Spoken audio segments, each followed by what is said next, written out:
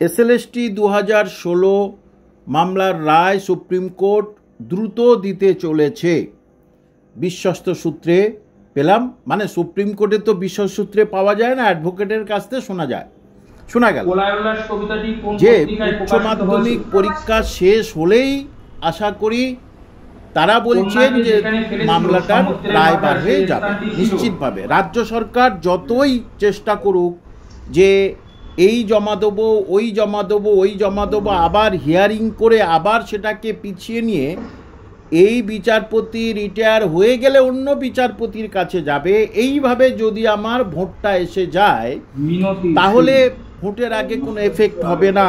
কিন্তু সে আশায় কিন্তু বালি সেটা নিশ্চিত থাকবেন, কারণ অন্তত পক্ষে লাস্টে যেটা জমা দিয়েছে সেটা ধরলাম, সেই 5,500-এর মতো চাকরি কিন্তু যাচ্ছে এবং যাবেই, সেটা একেবারে নিশ্চিত।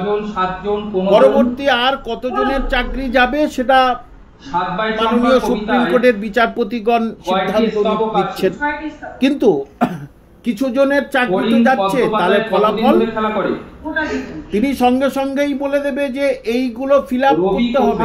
এই ফিল আপ হয়তোবা যারা অনেকে ভাবছেন যে যারা রিজার্ভে আছেন তাদের সেখান থেকে ফিল আপ হবে, কিন্তু রিজার্ভে যে সবাই ফিল আপ হবে, যদি তর্কের খাতিরে ধরলাম যদি ফিল আপ হয় তার কিন্তু অনেক ফাঁকা থাকবে, কারণ রিজার্ভেশন কোটার ব্যাপার আছে।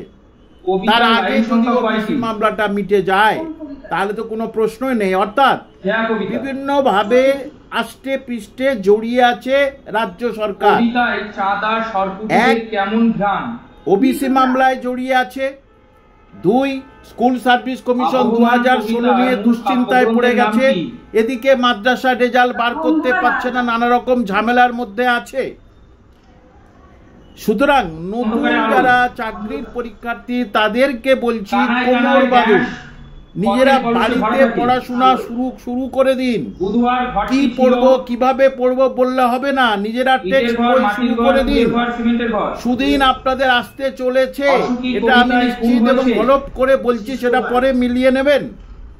এবং যদি ওবিসি মামলাটাকে বাতিল করে দেয় তাহলে তড়িঘড়ি রাজ্য সরকারকে মাদ্রাসার আরেকটা বিজ্ঞপ্তি দিতে বাধ্য, না হলে ভোট করতে পারবে না। এবং সবাই যাতে পরীক্ষায় পিএসসি এসএলএসটি যাতে বসতে পারে তার জন্য কিন্তু বিধানসভায় আইন পাস করে ওবিসির যে রিজার্ভেশন সেটাকে সংখ্যা কমিয়ে আনতে হবে, পার্সেন্টেজ জেনারেলের বাড়াতে হবে। এটা অন্যান্য রাজ্যের ক্ষেত্রে হয়েছে, সেটা আমি হলফ করে বলতে পারি। সুতরাং অপেক্ষা করুন।